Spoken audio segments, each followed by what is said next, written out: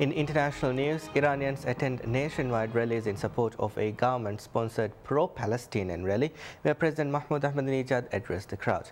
The demonstrations marks a Quds Day, an annual event dedicated to condemn Israel and express support for the Palestinians.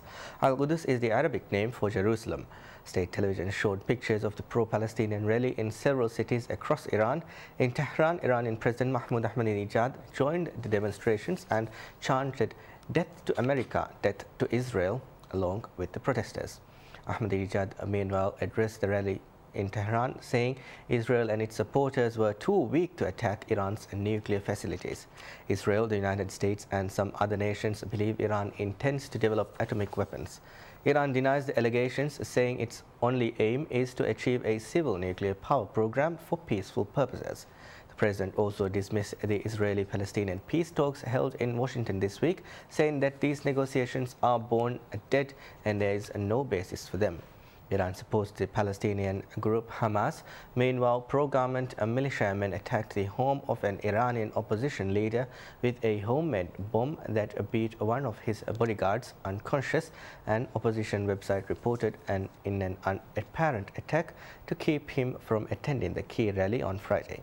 Mahdi Khabouri guards had to fire gunshots in the air to clear crowds that broke down the door of his home on Thursday night after days of gatherings outside, said the Shaham News website, which supports Iran's pro-reform movement.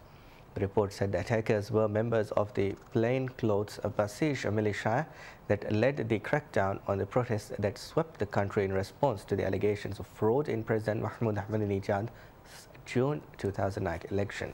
Karoubi was one of the pro-reform candidates who ran against Ahmadinejad.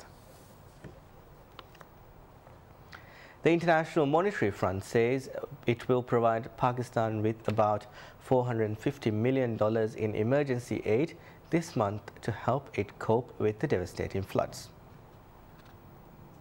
IMF Managing Director said in a statement on Thursday that Pakistan needs the money to deal with the disaster that has seriously damaged infrastructure and hurt the country's economic outlook. The IMF says the aid comes on top of $7.3 billion provided under an arrangement in place since November 2008. Floodwaters have turned through Pakistan over the past month. In relief efforts, a Turkish team has established a medical camp near the historic southern city of Tata to provide basic health care to victims of the devastating floods which have rolled through the Sindh province and other parts of Pakistan over the last month. The manager of the camp said that the team is treating around 600 people a day. The medical team also brought chlorine tablets for water purification.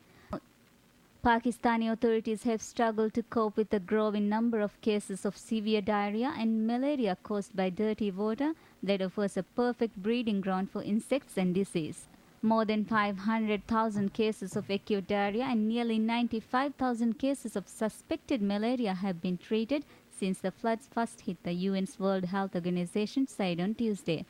The Pakistani Navy has also established a food distribution center near Tata, which is located about 75 miles southeast of the major coastal city of Karachi. The floods, which have killed about 1,600 people in Pakistan, swamped wide swaths of the country and left 8 million people in need of aid.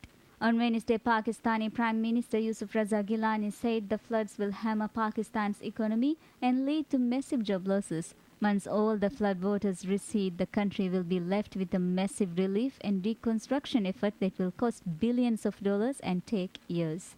An estimated 1 million homes have been damaged or destroyed, 5 times as many as were hit by this year's earthquake in Haiti.